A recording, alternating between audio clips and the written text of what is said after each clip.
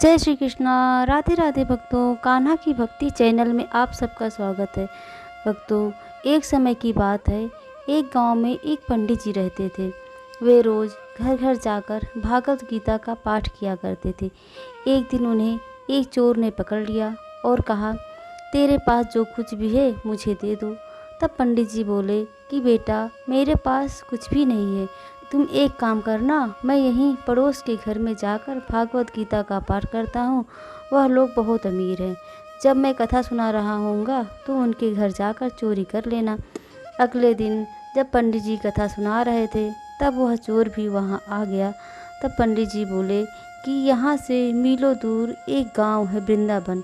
वहाँ पर एक लड़का आता है जिसका नाम कान्हा है। वो हीरो जवाहरातों से लदा रहता है। अगर कोई लूटना चाहता है तो उसको लूटो। वो रोज़ रात को पीपल के पेड़ के नीचे आता है जिसके आसपास बहुत सी झाड़ियाँ हैं। चोर भी ये सब बात सुन रहा था। चोर ने जब ये सुना तो खुशी खुशी बिना चोरी किए ही वो चोर अपने घर गया और अपनी पत्नी से बोला कि आज मैं एक कान्हा नाम के बच्चे को लूटने जा रहा हूँ, मुझे रास्ते में खाने के लिए कुछ दे दो। पत्नी ने सत्तू दिया, कहा आज बस इतना है। चोर वहाँ से ये संकल्प लेकर चला गया कि अब तो मैं कान्हा को लूट करके ही आऊँगा। वो पैदल पैदल ही टूटे चप्पल में ही वहाँ से चल पड़ा। रास्ते में कान्हा का नाम लेते हुए वो अगले दिन शाम को वहाँ पहुँचा जो जगह पंडित जी ने उसे बताई थी।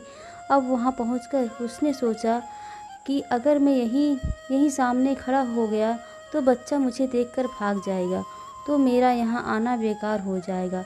इसलिए उसने सोचा क्यों ना पास वाली झाड़ियों में ही छुप जाऊं।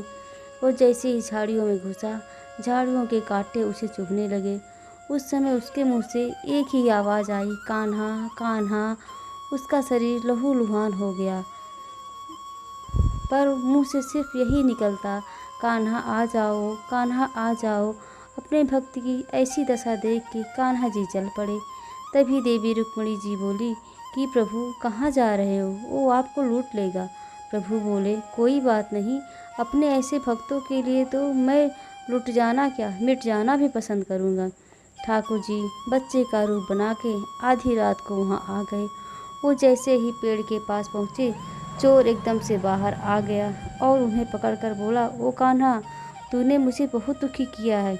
अब ये चाकू देख रहा है ना, अब चुपचाप अपने सारे गहने मुझे दे दो।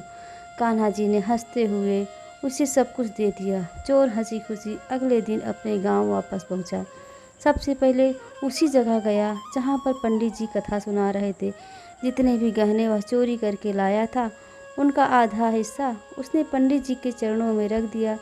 जब पंडित जी ने पूछा कि ये क्या है, तब उसने कहा, आपने ही तो मुझे उस कान्हा का पता दिया था, मैं उसको लूट के आया हूँ और आपका हिस्सा।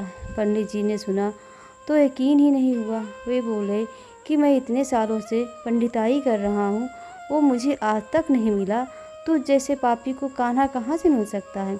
चोर के बार बार कहने पर पंडित जी बोले, चल मैं भी चलता हूँ तेरे साथ वहाँ पर, मुझे भी दिखा कि कान्हा कैसा दिखता है। और वो दोनों चल दिए। चोर ने पंडित जी को कहा कि आओ मेरे साथ, यहाँ झाड़ियों में छुप जाओ। झाड़ियों के कांटे उसे चुभने लगे। दोनों का शरीर लहूलुहान हो गया और मुंह से बस एक ही आवाज़ निकली, कान्हा कान्हा आ जाओ कान्हा। ठीक मध्यरात्रि कान्हा जी आए बच्चे के रूप में। फिर वहाँ दोनों झाड़ियों से बाहर निकल आए। पंडित जी की आंखों में आंसू आ गए और फूट फूट के रोने लगे चोर के चरणों में गिरकर और बोले, हम जिसे आज तक देखने के लिए तरसते रहे, जो आज तक लोगों को लूटता आया है, तुमने उसे ही लूट लिया।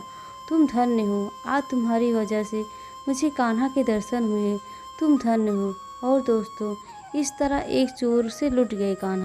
इसीलिए तो मैं कहती हूँ, मेरे कान्हा जी तो सिर्फ भाव के भूखे हैं। जय श्री कृष्णा। राधे राधे भक्तों।